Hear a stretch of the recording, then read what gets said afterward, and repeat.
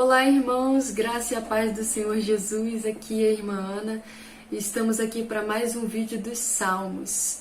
Hoje, graças ao bom Deus, com o Salmo 7. Então, eu lhe peço que você que já tem a sua Bíblia em casa, venha pegar e abrir no Salmo 7 comigo. Os irmãos sabem que eu leio na versão NVI, que é a nova nova versão internacional, que é NVI.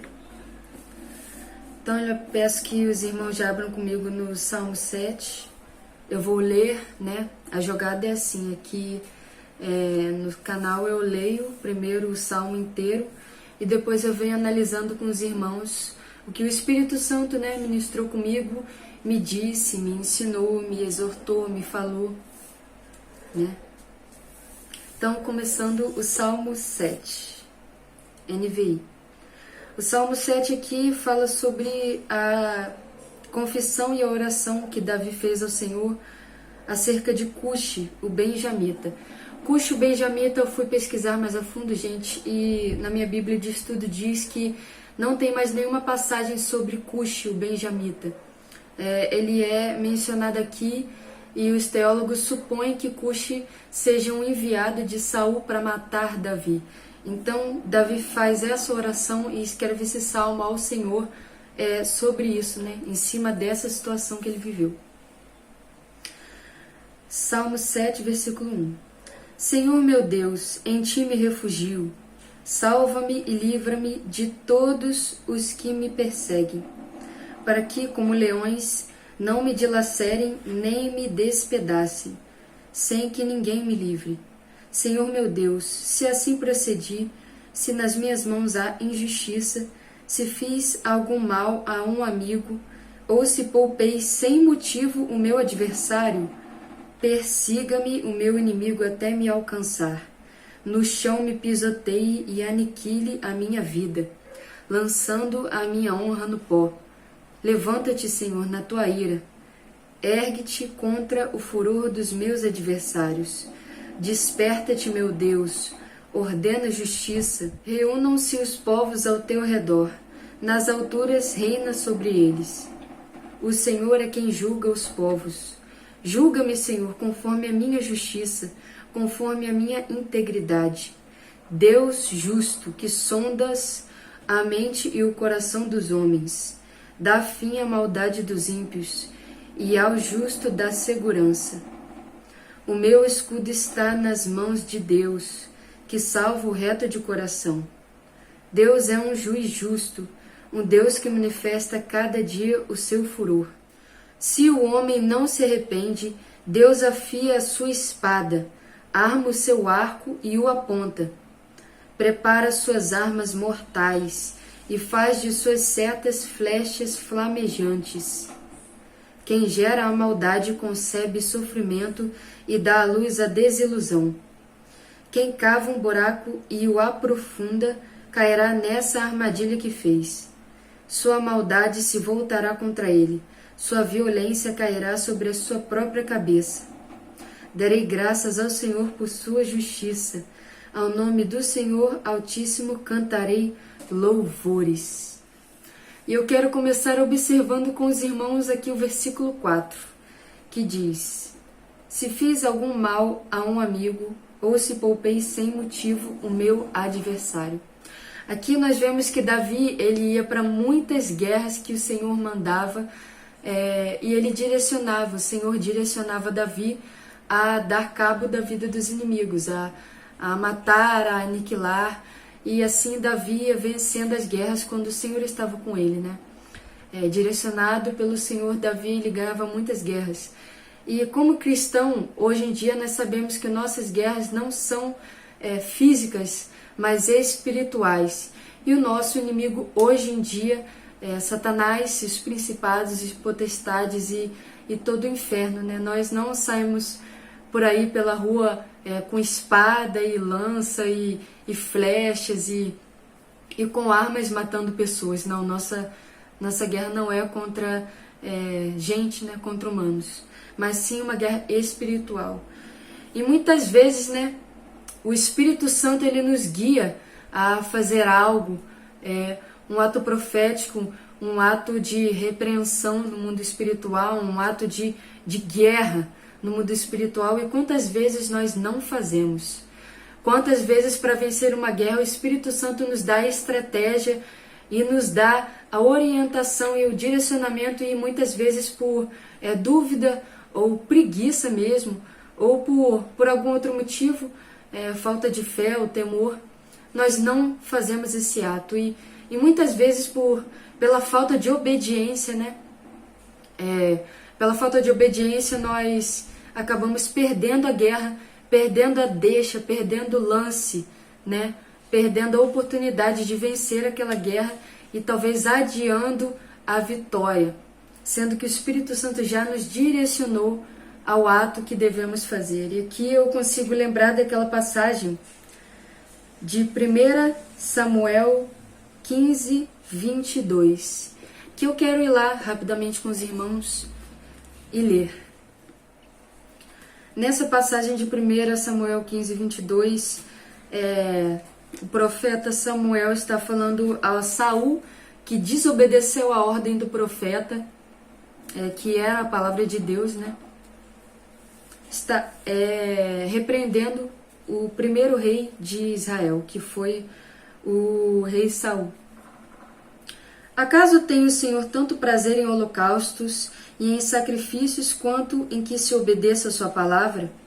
A obediência é melhor do que o sacrifício, e a submissão é melhor do que a gordura de carneiros, pois a rebeldia é como o pecado da feitiçaria, e a arrogância como o mal da idolatria. Assim como você rejeitou a palavra do Senhor, ele o rejeitou como rei. E aqui nós vemos a importância de obedecer à palavra do Senhor, porque muitas vezes, como eu disse, o Espírito Santo nos dá um direcionamento e não obedecemos.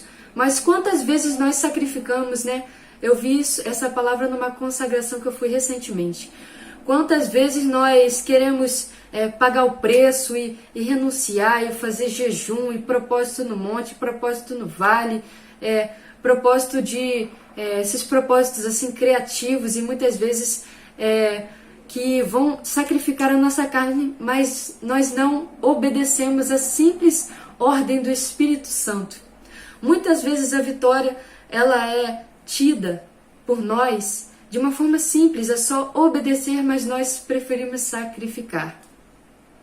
E hoje em dia não é diferente. Nós muitas vezes não queremos obedecer os comandos simples, né? E preferimos sacrificar. O Espírito Santo às vezes dá direcionamentos tão simples para nós, mas nós não obedecemos e muitas vezes ficamos perguntando: Senhor, o que eu preciso fazer?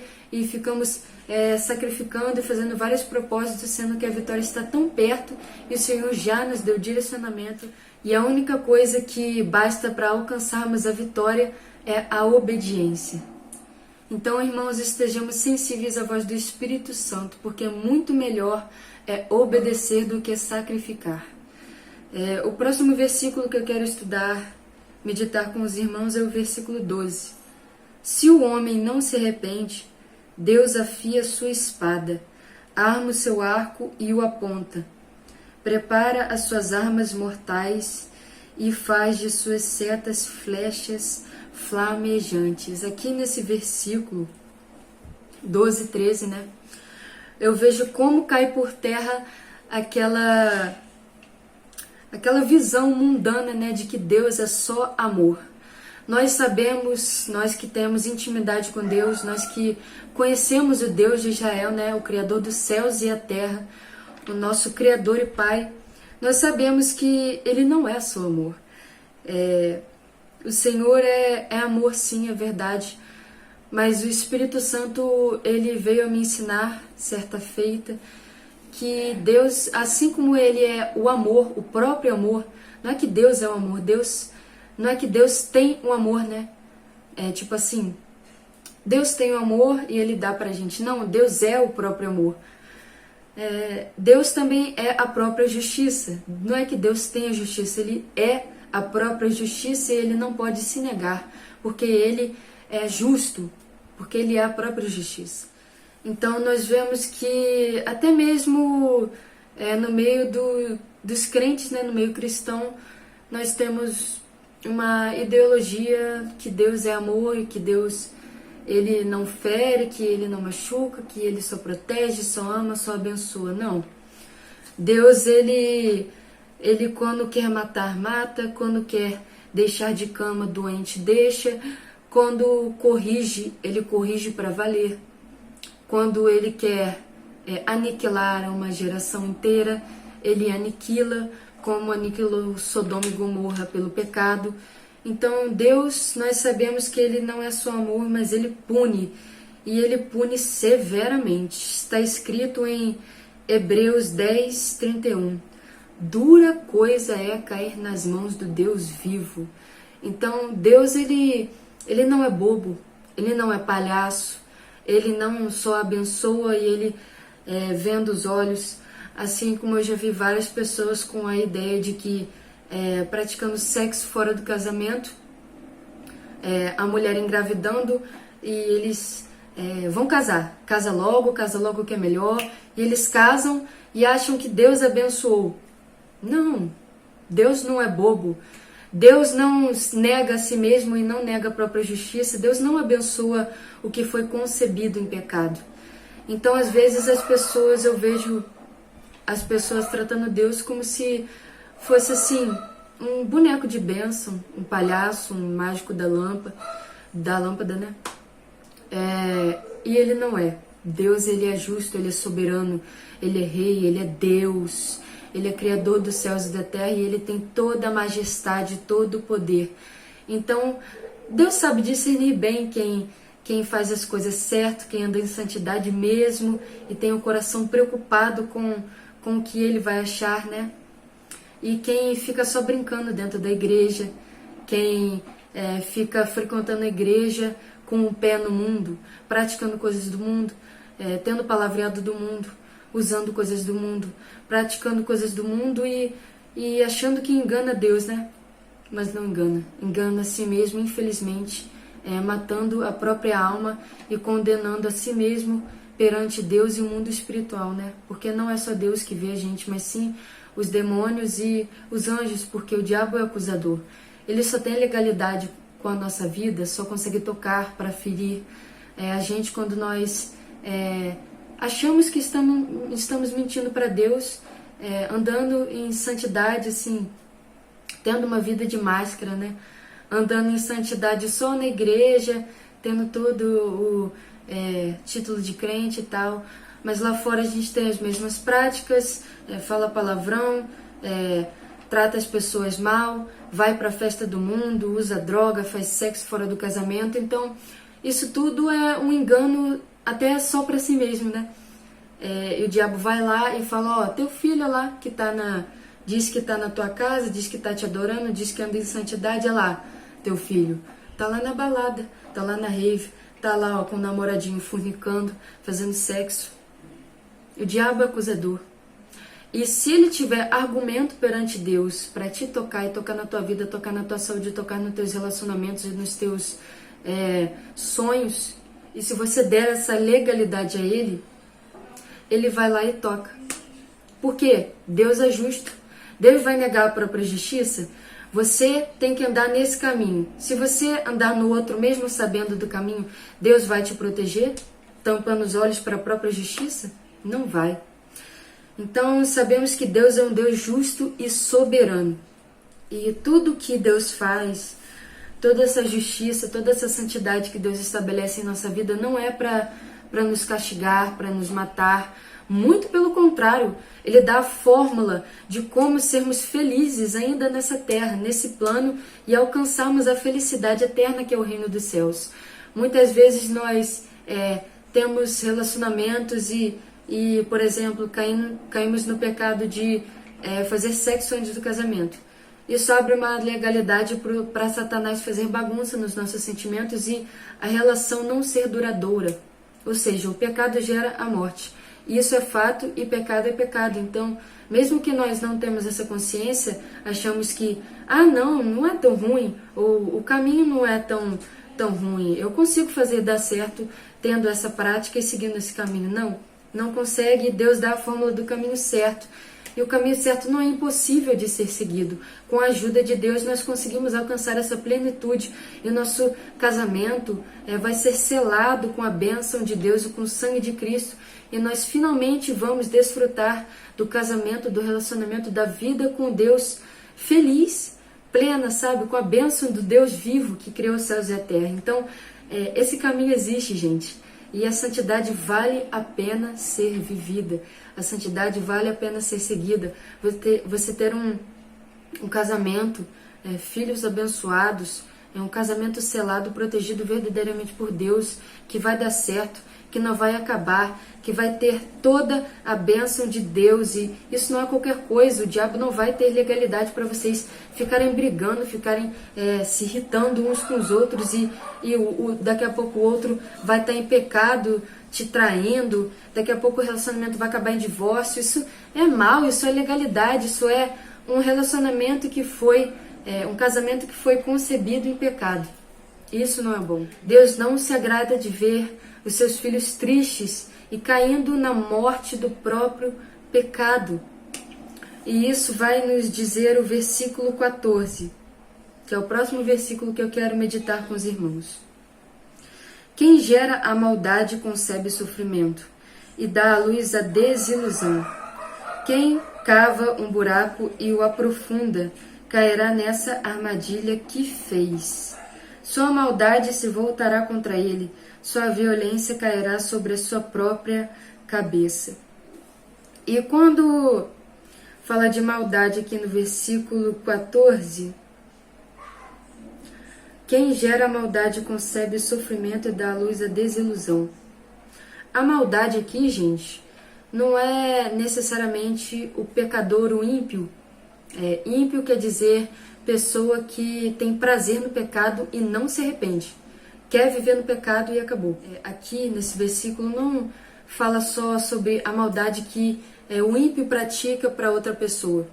A maldade que eu mesmo faço para outra pessoa, não. A maldade aqui fala sobre você mesmo praticar o mal para si mesmo. Quem gera a maldade concebe o sofrimento. Sempre que nós pecamos, nós causamos sofrimento para o outro? Não. Nós causamos sofrimento para nós mesmos. Nós caímos no pecado e geramos sofrimento para nós mesmos. E o exemplo do casamento que eu acabei de dar fala muito sobre isso.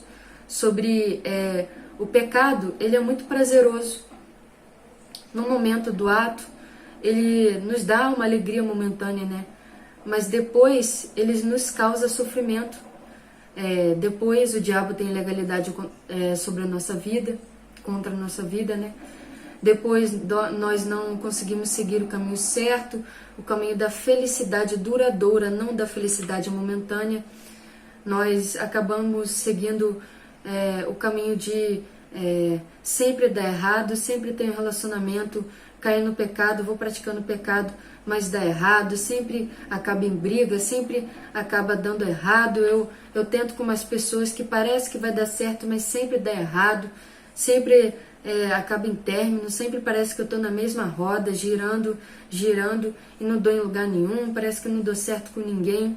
Essa é a consequência do pecado. Ele nos traz sofrimento a nós mesmos e dá à luz a desilusão. O que é a desilusão? É a morte dos sonhos. O que é a ilusão? É você ficar sonhando, você ficar imaginando e nunca alcançar o sonho. A desilusão é sobre isso. E isso fala muito sobre você, no pecado, ter sonhos e não conseguir realizá-los. Então, a maldade concebe o sofrimento, porque no pecado nós achamos que estamos no caminho certo, mas o pecado sempre gera o sofrimento para nós mesmos, e isso gera a desilusão. O que acontece? Sempre que eu vou pecando e tendo relacionamento em pecado, e sempre dá errado, sempre nunca dá certo, parece que sempre com os outros dá certo e comigo não. Isso gera desilusão. Ou seja, eu mato os meus próprios sonhos. Por quê? Eu sempre sigo os caminhos errados. Eu sempre tento ter um casamento bom, um relacionamento bom, e nunca consigo alcançar. Por quê? Porque o pecado não deixa. O diabo sempre vai ter legalidade contra o seu relacionamento, contra a sua vida, e sempre vai chegar no ponto que ele vai barrando. Aí você vai indo no mesmo ciclo, vai sendo feito de palhaço, não consegue, nunca alcança o sonho, nunca consegue ter o relacionamento bom que almeja, ter o casamento bom que almeja, ter o emprego, a vida, o sonho, porque o diabo sempre vai ter legalidade, sempre vai ficar te barrando na mesma situação. Em situação diferente até, mas sempre vai te barrar e você não vai conseguir concluir, completar e alcançar a felicidade plena que Deus tem prometido para nós. Mas essa felicidade plena, ela exige um pequeno sacrifício, gente, de andar em santidade. No pecado nós não conseguimos fazer isso. Para nós não faz sentido sem Cristo. Só Ele consegue nos direcionar no caminho certo, né? Só o Criador tem a fórmula da felicidade duradoura, né? Sozinhos nós não conseguimos enxergar o sentido nesse caminho, né? E só Deus, Ele consegue nos direcionar e nos dar a fórmula do caminho da felicidade certa. Quando nós não estamos sobre os cuidados, sobre a paternidade de Deus, nós estamos na mão do inimigo, do diabo, do mundo, e acabamos sempre frustrando os nossos sonhos, né? Que Deus muitas vezes quer realizar, mas não nos obriga a nada. Se nós não quisermos seguir o caminho certo, né? O caminho que Deus tem para nós, que é de felicidade, de plenitude, de paz, Ele não vai nos obrigar. E nós vamos sempre estar no ciclo vicioso errado, né? Porque nós não vamos ceder a Deus. E Ele não obriga ninguém. Ele quer um amor verdadeiro vindo de nós, né? Para Ele cuidar da gente, para Ele direcionar a gente no caminho certo. No versículo 15, fala: quem cava um buraco e o aprofunda, cairá nessa armadilha que fez. O que eu posso perceber no termo aprofunda? Aprofunda porque o pecado nem sempre é bom pela primeira vez, mas com o tempo, se aprofundando, repetindo, vira vício mascarado de coisa boa. Eu lembro que no mundo, gente, eu fui experimentar cigarro, né? Eu não bebia nem fumava. Claro, ninguém nasce bebendo e fumando. Mas as primeiras vezes eu lembro que eu experimentei cigarro e bebida alcoólica, foi horrível, meu Deus, foi horroroso. Corote, né, que já tomou corote, nossa, horroroso. Quem já fumou cigarro lembra pela primeira vez, eu já fui viciada em cigarro, lembra que foi horrível, nossa, horroroso você fumar cigarro e beber pela primeira vez, né? Então, não é uma coisa que a gente gosta, mas é uma coisa que vicia. E muitas vezes pelo vazio, né, da tristeza, ou por olhar muito o outro fazendo e achar legal, porque a nossa carne, ela quer de alguma forma se achar descolado, né? Se destacar ou se igualar a outra pessoa. A gente tem essa tendência, né? Longe de Deus, isso faz sentido pra gente, e a gente acaba se viciando. Aí depois do vício, só depois do vício, aquilo parece que fica bom, mas é vício disfarçado de coisa boa, né? Aquele prazerzinho momentâneo que vai matando a gente, matando o nosso corpo, nosso pulmão, nosso rim, né? Fígado, nosso estômago, nosso cérebro, nossa visão, às vezes até a nossa narina, né? Quem já usou essas coisas, né? Nunca usei, mas eu já bebi, já fumei, e eu sei como é o vício, né? O vício, ele acaba com a gente. Ele vai matando as pessoas um pouco, e muitas vezes, matando as pessoas aos poucos, muitas vezes a pessoa quer sair disso e não consegue. Por quê? O vício parece que traz um prazer momentâneo, que parece ser bom, mas acaba em morte. Acaba em matando o nosso corpo aos poucos, né? E as pessoas só caem na real, né, muitas vezes quando estão no hospital, dando PT, ou no leito, na cama de um hospital com câncer já. Infelizmente, essa é a verdade. O pecado gera morte. E está escrito aqui no versículo 15: quem cava um buraco e o aprofunda. Se aprofundar é a prática do pecado repetidas vezes. Vai se aprofundando, depois vira vício. E a pessoa não consegue sair. Cairá nessa armadilha que fez. Ele próprio fez essa armadilha para si mesmo. Sua maldade se voltará contra ele. Sua violência cairá sobre a sua própria cabeça. Ou seja, nós vemos que a maldade e a violência aqui descritos não foi ele que fez para outra pessoa, né?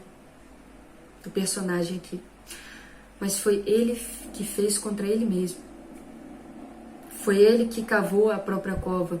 Foi ele que se aprofundou. Foi ele que está gerando a morte para ele mesmo, né? Porque a maldade concebe o sofrimento e dá à luz a desilusão. Está escrito aqui na palavra de Deus também, eu não me lembro o versículo, mas diz que o pecado gera morte. O pecado gera morte para o meu vizinho? Não. Gera morte para mim mesmo. Quanto mais eu peco, mais eu vou matando os meus sonhos e não percebo. Quanto mais eu peco, mais eu vou matando o meu corpo e não percebo. Quanto mais eu peco, eu vou matando o meu psicológico e não percebo. Como? Quando eu era do mundo, eu lembro que eu ficava com muitas pessoas. E muitas vezes eu me apegava a elas, eu gostava realmente delas, sabe? E muitas vezes elas não tinham sentimento por mim e eu ficava ali, sofrendo. Por quê? Como que eu vou exigir alguma coisa da pessoa se eu tô ficando com ela? Hoje tem até... Nossa, um negócio muito esquisito, gente. Hoje no mundo tem até conversante. Meu Deus, que coisa ridícula. Conversante. Tipo assim, eu não quero compromisso mesmo com ninguém. Aí depois as pessoas ficam, geram um sentimento e às vezes gostam da pessoa e a pessoa não gosta delas. O que ela vai fazer? Se ela mesma não se respeita, se ela mesma não tem como exigir nada da pessoa. Por quê? Só fica, não tem compromisso. E até muitas vezes eu queria até ter um relacionamento com alguém, eu lembro, mas eu não tinha por medo de me machucar de novo, de ser a mesma coisa. Eu ficava naquele ciclo, só ficando, às vezes me apegando, gostando da pessoa, a pessoa não gostando de mim, ou com medo de embarcar no relacionamento e quebrar a cara de novo. Esse é o pecado. Esse é o pecado que gerou a morte. Que morte? Dessa vez, a morte mental. Eu ficava sempre sonhando com um relacionamento que nunca chegaria, né? Porque eu não sabia que caminho tomar e eu ficava sempre no mesmo ciclo vicioso, me relacionando com as mesmas pessoas, às vezes conhecendo uma pessoa diferente, mas sempre dando errado, sempre ficando e nunca saía daquilo. E eu ficava me desgastando, sabe, emocionalmente, eu já não tinha mais esperança e eu muitas vezes me conformava com isso e falava, o amor não existe, relacionamento tudo dá errado, sempre acaba em traição ou divórcio. E eu não conhecia, tipo assim, o caminho certo. Eu não tinha esperança e eu não acreditava que realmente um casamento bom poderia existir para mim, né? Sempre via as pessoas acabando mal também ao meu redor, se traindo, se divorciando. E eu falava, o amor não existe. Mas quando eu conheci a Deus e conheci muitos casais, né, que seguem o caminho do Senhor em santidade, eu finalmente vi que isso existe. Esse caminho existe. Essa plenitude de felicidade no relacionamento blindado por Deus, ele existe. E eu fiquei maravilhada e finalmente, gente, eu pude sonhar novamente. Meu Deus, que coisa maravilhosa! Glória a Deus, porque finalmente eu pude sonhar e ter esperança de novo. A esperança que o diabo tirou de mim, Deus me deu novamente, me mostrando o caminho certo a seguir. Meu Deus, isso é maravilhoso, gente. Deus, ele faz, ele resgata sonhos, ele realiza sonhos. Glória a Deus. Eu me alegro muito com isso. Então, esse é o nosso Deus. Ele é maravilhoso, ele é amoroso, ele é justo, soberano, completamente admirável. Meu Deus, que Pai é esse? Maravilhoso, e ele faz tudo para o nosso bem. Ele nos exorta, ele nos ensina, ele cuida de nós, ele nos ama, quer nos ver plenamente felizes, seguindo o caminho certo que ele estabeleceu para nós. Ele sabe a fórmula, gente. Deus é confiável, Deus sabe o caminho certo e ele restaura sonhos, ele dá vida novamente ao que tinha morrido, sonhos, projetos, e ele é maravilhoso, ele tem a fórmula certa e ele realmente quer cuidar de nós e nos amar, porque ele sabe do nosso coração. Ele não quer fazer o mal para nós, mas sim nos dar a felicidade e a plenitude e a paz na mente e no coração que nós tanto precisamos, que só achamos, gente, só achamos na presença dele. E ele é tão maravilhoso que ele não nos força a nada, ele não nos obriga, mesmo sendo Deus, tendo domínio sobre todo o nosso ser, tendo domínio sobre cada molécula, partícula, cada membro, cada pensamento do nosso corpo. Ele tem o domínio de tudo. Mesmo sendo soberano, ele decide nos dar o livre-arbítrio e quer o nosso amor verdadeiro. Ele não vai nos forçar a nada, mas ele tem o caminho certo pra gente, ele tem os planos perfeitos dele pra gente, de uma família feliz, de uma casa alegre, de um emprego pleno, de paz, de felicidade, de um casamento protegido, blindado por ele. Mas ele não nos força a nada, ele nos convida. E se você não se entregou a esse Deus maravilhoso, amoroso, justo, perfeito, se entregue a ele, porque ele é confiável, ele é o único que realmente nos entende, que realmente nos ama, que se sacrificou mesmo sendo Deus, descendo à terra e dando a sua própria vida, sofrendo mesmo sem precisar sofrer. Ele veio por nós e nos deu a chance de recomeçar, a chance do arrependimento, a chance de uma vida de sonhos, de vida novamente. Então, ele é o único que nos ama mais do que pai, mais do que mãe, mais do que tudo. Então, pode confiar. Eu sou o testemunho vivo disso, de que Deus, ele é confiável e você não vai se arrepender de se entregar verdadeiramente, plenamente nas mãos desse Deus maravilhoso, do Senhor Jesus Cristo, que nos cuida da nossa mente, cuida da nossa saúde mental, cuida da nossa saúde emocional, ele cuida da nossa saúde física, ele quer ter intimidade conosco, ele quer cuidar de cada área da nossa vida porque ele nos ama. Então você que se sentiu tocado e se sentiu de alguma forma constrangido, né, a seguir esse caminho, a aceitar o Senhor Jesus como único e suficiente Salvador, eu quero lhe convidar a fazer uma breve oração comigo. Claro que a oração aqui vai ser o caminho de entrada, a porta de entrada para você procurar uma igreja e se orientar melhor, porque isso aqui é apenas um vídeo, né? Mas se você quer se entregar em verdade, em espírito, verdadeiramente entregar o coração ao Senhor Jesus, eu quero fazer uma breve oração com você. Senhor Jesus, querido Deus e Pai, o Senhor está contemplando a mente e o coração dessa pessoa, meu Deus, que se sentiu tocado e não aguenta mais fracassar nas mesmas coisas, meu Deus, seguir os mesmos planos, conhecer as mesmas pessoas e seguir o mesmo caminho e ter o plano fracassado, o sonho morto, meu Deus, que está morrendo no vício, Pai, que está morrendo na desilusão, Senhor, que está morrendo no pecado, Pai.